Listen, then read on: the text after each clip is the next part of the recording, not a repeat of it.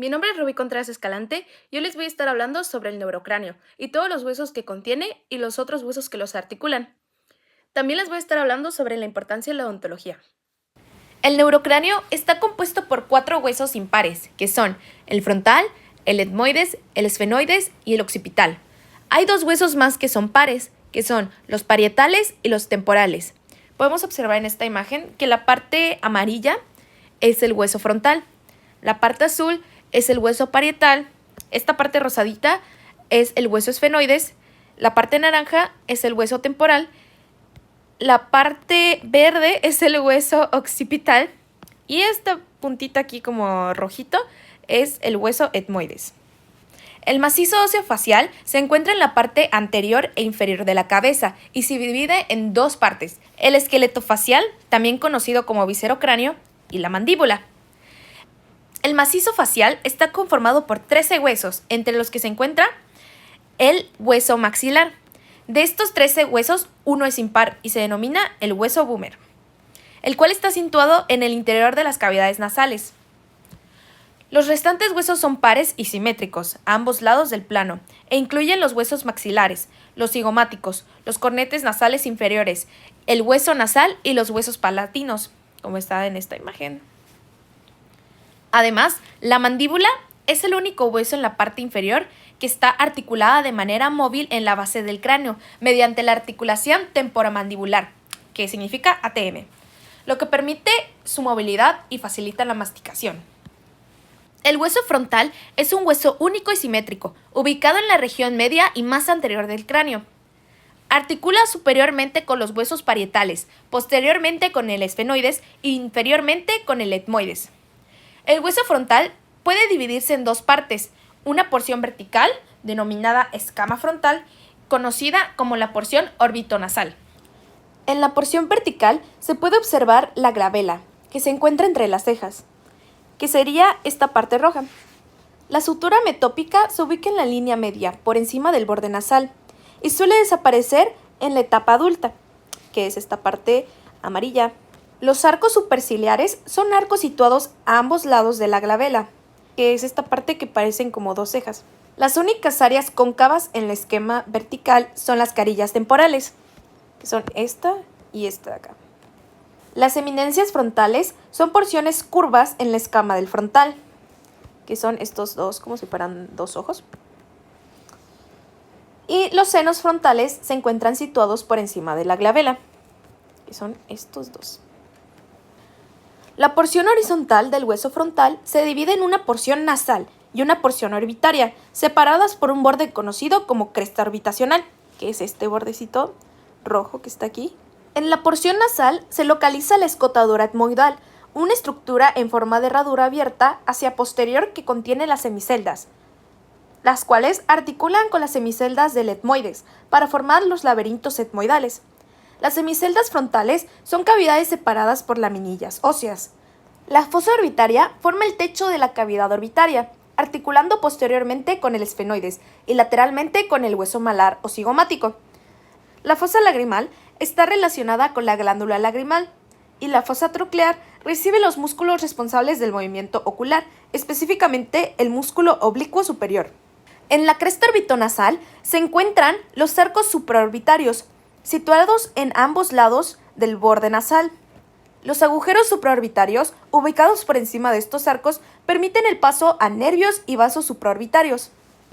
Desde una vista endocraniana, las eminencias orbitarias son salientes curvas correspondientes a las fosas orbitarias. El agujero ciego permite el paso de una vena emisaria. La cresta frontal situada por encima del agujero ciego se divide en 2 labios para recibir el seno longitudinal superior. ¡Wow! Eso parece un trabalenguas. El surco del seno longitudinal superior es un canal que recibe dicho seno, mientras que las fosas frontales son cóncavas y correspondientes a los lóbulos frontales del cerebro.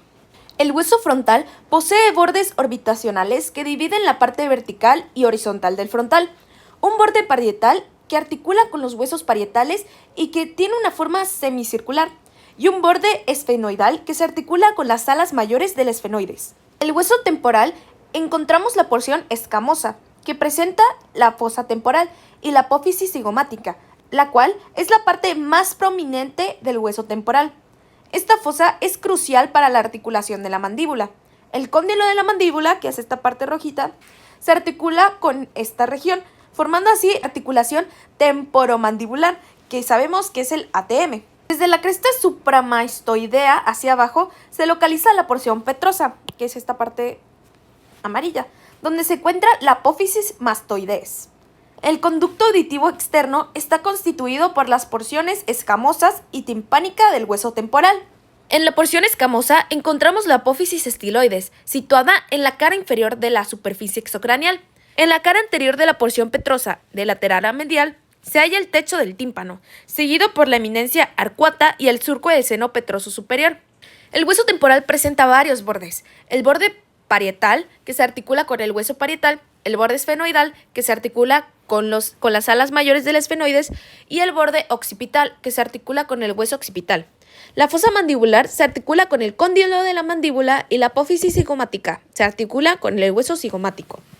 El hueso occipital forma la parte inferior, media y posterior del cráneo. Estructura de forma romboidal, construye tanto a la bóveda craneal como a la base del cráneo. Este hueso articula en su parte anterior con el hueso del esfenoides, lateralmente con la porción petrosa del hueso temporal y en su parte posterior con los huesos parietales. Desde una vista superior se puede observar el foramen magno, un gran orificio central, que es este que está aquí. La parte superior del occipital, denominada apófisis basilar, articula con la cara posterior del cuerpo esfenoidal. Las áreas laterales del hueso se conocen como masa laterales. Que la parte posterior al foramen magno, llamada escama, presenta un borde con aspecto dentado. El hueso parietal presenta 4 bordes bien definidos, en su punto de unión con el hueso frontal y los 2 huesos parietales. Se encuentra la sutura conocida como brecma. En la unión con el hueso occipital y los 2 parietales se forma la sutura lambda. El peterion corresponde al punto de unión entre el frontal y el temporal, mientras que el asterion se ubica en la unión del temporal con el occipital. En el borde superior del parietal hay un segmento más lineal que se denomina ovelio. El hueso etmoides, aunque está mayormente oculto por el frontal, presenta una parte que sobresale y es visible. Este hueso tiene una relación anatómica significativa con los huesos de la cara, ya que articula con la mayoría de ellos. Hacia arriba articula con el frontal, hacia atrás con el esfenoides, hacia adelante y abajo con el maxilar, hacia abajo y atrás con el palatino y en la línea media con el vómero. El etmoides está constituido por 4 partes, una lámina vertical, una lámina horizontal, denominada lámina cribosa, y 2 masas laterales. La lámina vertical del etmoides se divide en 2 secciones, la parte superior, conocida como apófisis cristagalli, y la lámina perpendicular. La lámina horizontal o cribosa tiene una cara inferior que contribuye a formar las cavidades nasales, mientras que su cara superior forma parte de la base del cráneo. Esta lámina está dividida por la crista galli en 2 porciones laterales, donde se puede observar los surcos olfatorios. Las masas laterales o laberintos etmoidales tienen forma de cubo irregular y presentan una serie de hemiceldas. Estas masas tienen 6 caras. La cara superior articula con la escotadura etmoidal y la cara inferior se articula con el hueso maxilar. Y con la apófisis orbitaria del palatino, la cara superior presenta 2 conductos, el conducto etmoidal superior y el conducto etmoidal anterior, mientras que la cara inferior muestra la apófisis unciforme. La cara anterior se articula con el hueso lagrimal y la cara posterior se une a la cara anterior del esfenoides, ambas con hemiceldas. Las caras laterales forman una lámina delgada llamada lámina orbitaria, que se articula con el frontal en la parte superior, con el maxilar en la parte inferior, con el lagrimal en la parte anterior y con el esfenoides en la parte posterior. En la cara medial se pueden observar los cornetes nasales, que incluyen el cornete nasal superior y el cornete nasal medio. También existe un tercer cornete, el cornete nasal inferior, que es un hueso independiente y no pertenece al etmoides. El hueso esfenoides es un hueso que ocupa la parte media del cráneo y se articula adelante con el frontal y el etmoides, hacia el lateral con el hueso temporal y hacia atrás con el cuerpo del occipital o con la apófisis basilar. Aquí podemos observar la silla turca, el ala menor, el ala mayor, la apófisis pterygoides y esta cosa aquí negra que vemos que está en el medio es donde entra la apófisis piramidal del palatino. Para mí es importante saber del neurocráneo en la odontología, ya que como odontólogos tratamos con muchos vasos sanguíneos, muchos nervios que están conectados al neurocráneo. También, si vamos a especializarnos como algo quirúrgico, algo en alguna cirugía o incluso en tratamientos odontólogos, pues abarca igual esta región. También nos permite entender mejor el funcionamiento de la cabeza y cómo todo se conecta.